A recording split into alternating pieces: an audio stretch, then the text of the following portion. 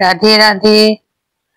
आइए सुनते हैं होला अष्टक क्या होता है और इसमें मांगलिक कार्य क्यों नहीं किए जाते हैं। होली के 8 दिन पूर्व होला अष्टक लग जाते हैं। इन 8 दिनों में ग्रहों की स्थिति बदलती रहती है। साथ ही इस दौरान शुभ कार्य करने भी वर्जित माने जाते हैं।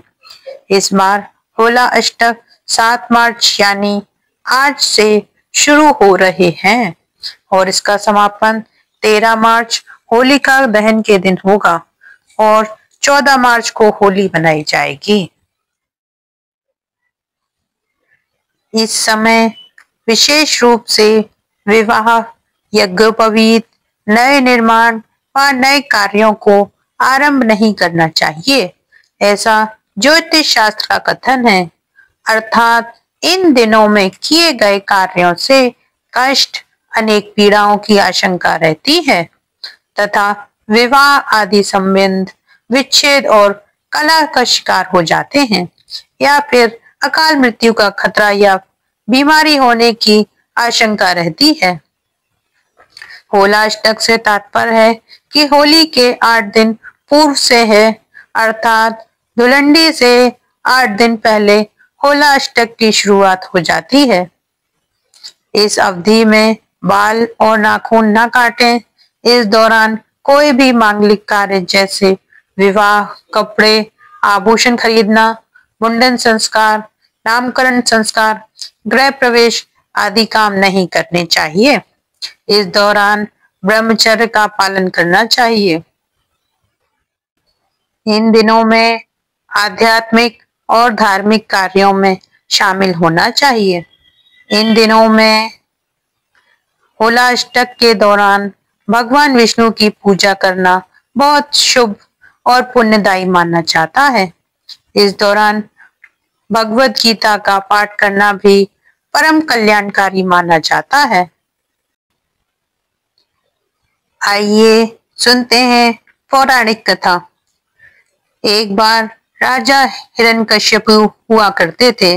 उनका एक पुत्र जिसका नाम भक्त प्रहलाद था, वह विष्णु जी का परम भक्त था।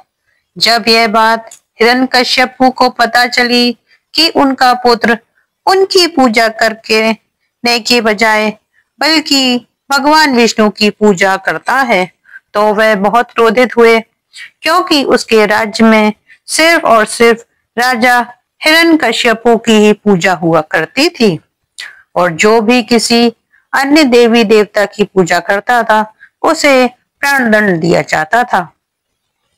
हिरण्यकश्यप ने अपने बेटे को बहुत समझाने का प्रयास किया, परंतु प्रहलाद भगवान विष्णु की भक्ति छोड़ने को तैयार नहीं थे, क्योंकि उनका मानना था कि इस संसार में अगर कोई पूजनीय है तो वह सिर्फ और सिर्फ श्री विष्णु ही हैं।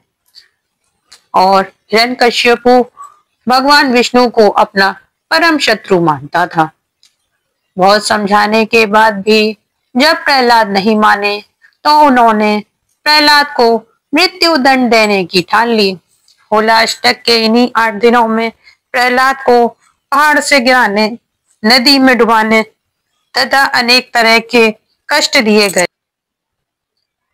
परंतु हर बार प्रहलाद भगवान विष्णु की कृपा से बच जाते थे। यह वही 8 दिन हैं जिन्हें हम आज होला अष्टक के नाम से जानते हैं।